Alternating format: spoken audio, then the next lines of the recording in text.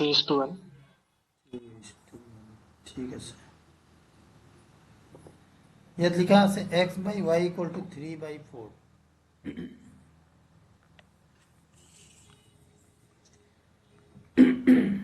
তেনেহলে x value 3 assume কৰিবা y value তুমি 4 এজিউম কৰিবা মোক লাগে কি ৰেশিও লাগে এইটো আৰু এইটো ৰেশিও লাগে হা ইয়াত দিয়া আছে 2x + 3y আৰ তলত আহি যাব তোমাৰ 3y - 2x এতিয়া তোমাৰ কাম হয় কি ইয়াৰ x ভ্যালু 3 আৰু y ভ্যালু 4 যত x আৰু y আছে এটো ভ্যালু পুট কৰি দিয়া তো x এৰ জায়গা 3 পুট কৰিবা সো 3 2 যা কিমান হ'ব 6 হ'ব মই ডাইরেক্ট লিখিছো এন্ড দেন মাজত প্লাস আছে তাৰ পিছত y ভ্যালু 4 আছে 4 3 যা আমাৰ 12 হ'ব আৰ তলত সোয়া y ভ্যালু 4 তো 4 3 যা আমাৰ 12 হ'ব আৰু মাইনাস ইয়াত 2 আছে আৰু x ভ্যালু কিমান 3 3 2 যা 6 তো উপৰত তুমি পাবা কিমান 18 আৰু তলত কিমান পাবা 6 তো 6 টেবলত 18 তিনিবাৰ যাব তলত 1 সো আমাৰ ৰেশিও হৈ গ'ল 3:1 তো অপশন নাম্বাৰ আমাৰ সি কারেক্ট ঠিক আছে ইয়াত সোয়া ইয়াত দিয়া আছে কি A and B have their monthly incomes in the ratio 8:5 মানে monthly income ratio দিয়া আছে 8:5 while their monthly expenditures are in the ratio 5:3 মানে expenditure ratio দিয়া আছে 5:3 if they have saved rupees 12,000 and 10,000 monthly respectively হ্যাঁ মানে দুটা person আছিলে এ সেভ কৰি আছে 12,000 আৰ বি সেভ কৰি আছে কিমান 10,000 then the difference of their monthly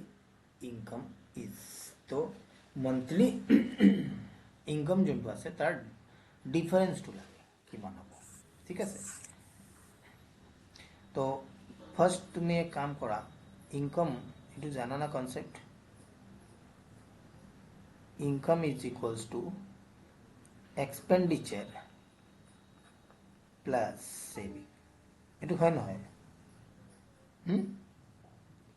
ঠিক আছে এটো জানো না income is equals to expenditure plus saving হয় নহয় expenditures are in the ratio কিমান আছে 5:3 লিখা আছে ঠিক আছে তো expenditure দিয়া আছে কিমান 5:3 আৰু ইনকাম কিমান আছে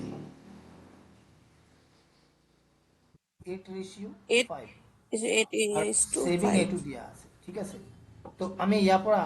expenses that means expenditure is equals to income minus saving হ'ব নহয় এই ফর্মুলা দিন উলিয়াব পাৰিম নে এক্সপেন্ডিচাৰ মানে এক্সপেন্সেস কিমান হ'ব ইনকাম মাইনাস সেভিং হ'ব তো এটো ঠিক আছে এতিয়া চোৱা ইনকাম কিমান আছে ইনকাম তো ৰেশিও দিয়া আছে তো আমি ধৰি লম 8x আৰু তলত 5x হল ইমানখিনি ক্লিয়াৰ ৰেশিও দিয়া আছে তেনেহলে এটো হৈ গল আমাৰ ইনকাম 42,000 পাইছো 42,000 পাইছে ঠিক আছে এটো হৈ গল তোমাৰ income then minus saving saving কিমান আছে এটো ফার্স্ট পারসন এটো সেকেন্ড পারসন মানে এ আর এটো বি হল তো এ সেভিং কিমান আছিল 12,000 তো 12,000 আমি মাইনাস কৰিম আৰ ইয়াত কিমান মাইনাস কৰিবা 10,000 মাইনাস কৰিম ইকুয়ালস টু কিমান হ'ব এটো কাৰ ইকুয়াল হ'ব এক্সপেন্সেস হ'ব দ্যাট মিন্স এক্সপেন্ডিচার কিমান আছে 5:3 দিয়া আছে ঠিক আছে আমি ইয়াত লিখি পাইম 5/3 এটো ক্লিয়ার হল নহয় ঠিক আছে ইয়াৰ পৰা সলভ কৰাৰ পিছত তুমি x ভ্যালু প্ৰথম উলাই লবা ঠিক আছে তো ক্রস মাল্টিপ্লাই হ'ব তো 8 3 যা হইব তোমার 24 মই ইয়াত লিখি দিছো 24x and then minus 12 3 ja 36 that means 36,000 equals to a2 হৈ গল 5 দি ইনটু কৰিব লাগিব so 5 into 5 25x আকৌ ইয়াত মাইনাস আছে 10,000 into 5 কিমান হ'ব 50,000